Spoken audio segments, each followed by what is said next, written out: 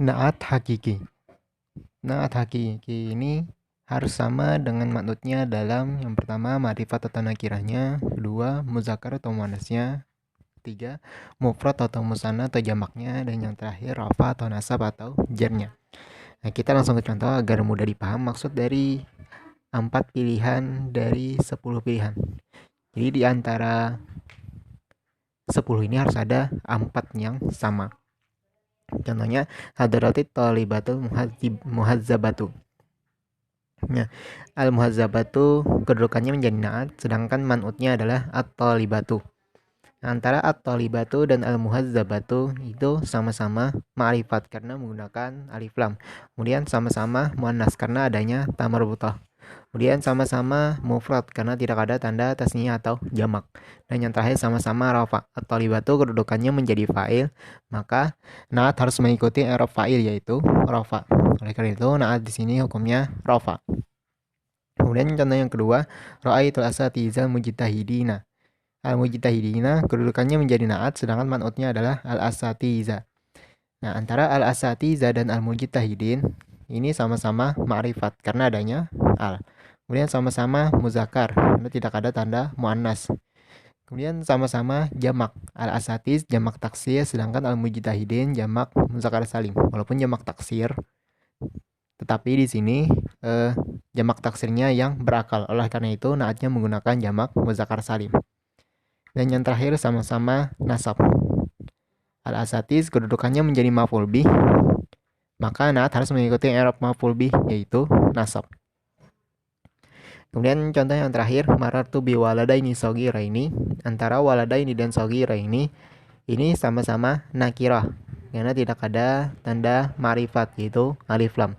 Kemudian sama-sama muzakkar karena tidak ada tanda muannas. Sama-sama musanna karena adanya nun tasniyah. Nun tasniyah tandanya adalah nun yang diberi harokat kasrah. Dan yang terakhir sama-sama jar. Walada ini jarnya karena dimasuki bi, maka shogira ini naatnya harus mengikuti i'rab sebelumnya yaitu jar. Ini untuk naat hakiki.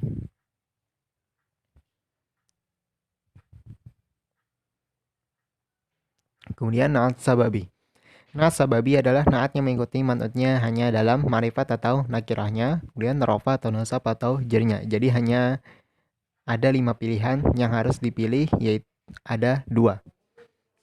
Nah, naat sababi selalu mufrad. Nah, kan sebelumnya naat hakiki boleh mufrad, boleh musanna, boleh jamak, tergantung man'utnya. Kalau naat sababi, walaupun man'utnya tasniyah atau jamak, maka naat sababi ini pasti mufrad. Naat sababi memiliki fa'il yang akan menentukan muzakkar atau muannasnya naat sababi. Kita lihat setelah naat itu muzakkar atau muannas. Bila muzakkar maka naat sababi menggunakan yang muzakkar. Bila muannas maka naat sababi menggunakan yang muannas.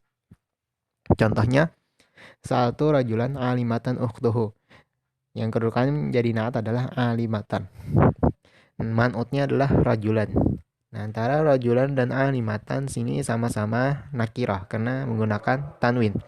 Kemudian sama-sama nasab. Rajulan kedudukannya menjadi maf'ul bih, maka naat sababi harus mengikuti i'rab maf'ul bih yaitu nasab. Nah, di sini alimatan menggunakan muannas sedangkan rajulan itu muzakkar. Kenapa jadi muannas? Karena lihat kata setelahnya ukhtuhu. Ukhtuhu artinya saudari perempuan, yang artinya menunjukkan muannas. Maka alimatan menggunakan yang muannas karena kata setelahnya muannas. Kemudian alimatan ini pasti mufrad. Tidak mungkin menggunakan yang jamak atau tasniyah. Kita lihat contoh selanjutnya di sini agar lebih mudah dipaham. Kharajatil bintanil karimu abuhuma.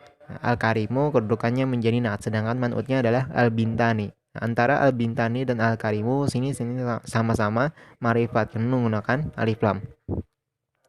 Kemudian sama-sama rafa.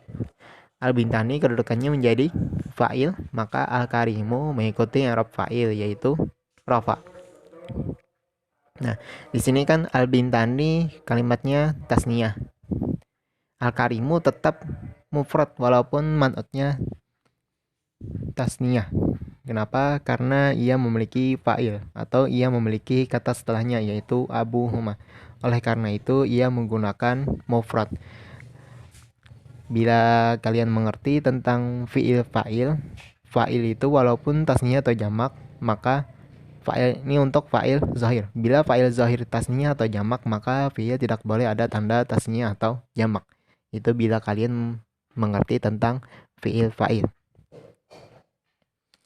Sama dengan naat sababi. Fi'il fa'il ini sama dengan naat sababi sama dengan fi'il fa'il. Naat jumlah. Untuk naat jumlah. Oh ya, sebelumnya ada naat mufrad.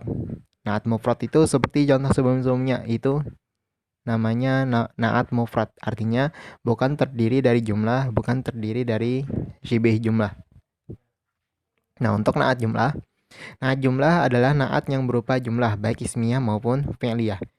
Adapun man'utnya pasti berupa nakirah. Jadi, jumlah yang terletak setelah isim nakirah kedudukannya menjadi naat. Contohnya, fil baiti waladun abuhu karimun.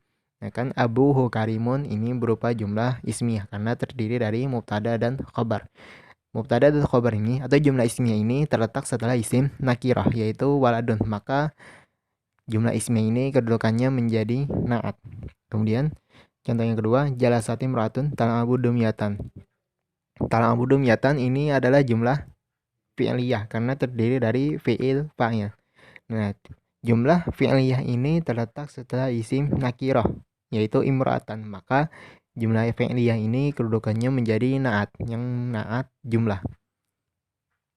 Sama halnya juga dengan naat syibhul jumlah adalah naat yang berupa dzaraf atau jar majrur yang terletak setelah isim nakirah. Jadi syibhul jumlah yang terletak setelah isim nakirah kedudukannya menjadi naat. Sama seperti naat jumlah. Bila terletak setelah isim nakirah, maka kedudukannya menjadi naat. Contohnya da'autu rajulan amama madrasati. Nah, amama madrasati ini dzaraf. Dzaraf ini terletak setelah isim nakirah yaitu rajulan, maka kedudukannya menjadi naat. Sama hanya dengan contoh yang kedua, kharajati imra'atun ala sariri. Ala sariri terletak setelah isim nakirah yaitu imra'atun, maka kedudukannya menjadi naat. Ala sariri ini bentuknya jar majrur. Habis pembahasan sampai sini, boleh ditanyakan bila ada yang masih kurang mengerti. Terima kasih.